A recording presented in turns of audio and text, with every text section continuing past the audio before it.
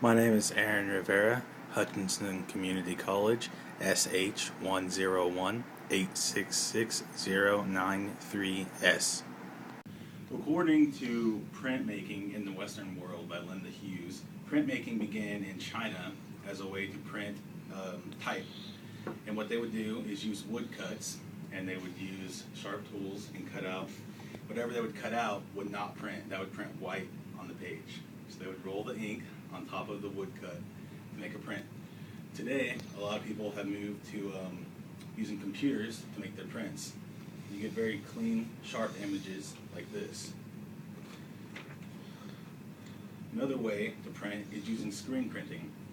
To me, screen printing is probably the lowest form of all printmaking because it's so simple and almost anyone can do it.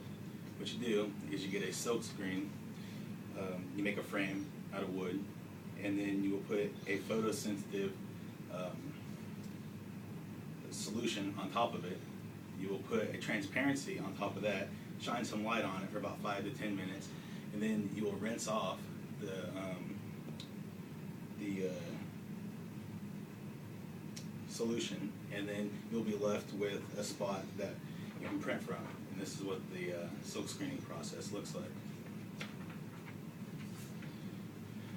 Another process, which is much like the woodcut, is called the lino cut. With lino cut, you will use a piece of flooring tile, kind of like linoleum, and you will carve into that, and it looks much like a woodcut, but it's much cheaper. And with this, you'll just roll the ink on top of that, and then you'll lay your paper down across that, so, and then you'll either you can use a wooden spoon or you can roll it through the press, and then you will come out with an image like this. Something like this, you cannot tell the difference between a woodcut and a lino cut because it looks pretty much the same.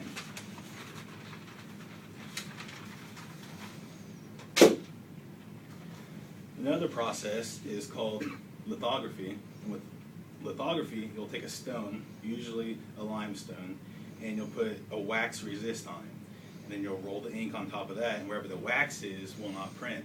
With that, you could do multiple layers. If you do one layer and then you print that, and then you can take that off, you can just sand it down, and you'll print another layer on top, and you'll get something like this. With this one, I did 4 layers. But I actually used a new type of lithography where you use a polyester plate and you put the water down on top, and that'll resist when you roll the ink across it. Another type is called monotype, where you will actually use a plate that you can only print one time off of. You'll never be able to get the same print as the other plates. You'll be able to get multiple prints off of those. This, I used a piece of mat board, and I used a transparency, and I cut out what I wanted to print, rolled the ink on top of that, and then while this was still wet, I laid my paper down across that, rolled it through the press, and that's how you get this print.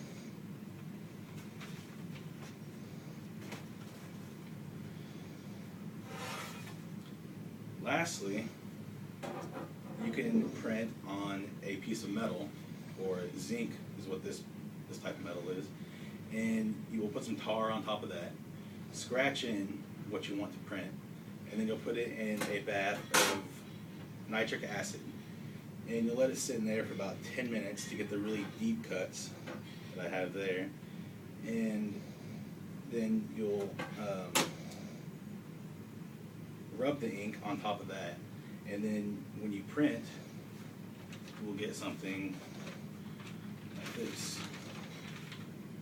With this process, you can actually get multiple prints off of one plate that don't look the same because you can always change the plate.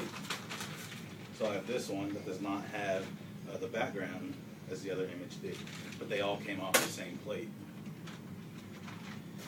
And printmaking is used all around the world, and you may not see it all the time because you may not think of it, but for example, on the front of this book, they use the same process that is in this zinc plate to make this tree. So I hope you enjoyed this speech and learned something from it.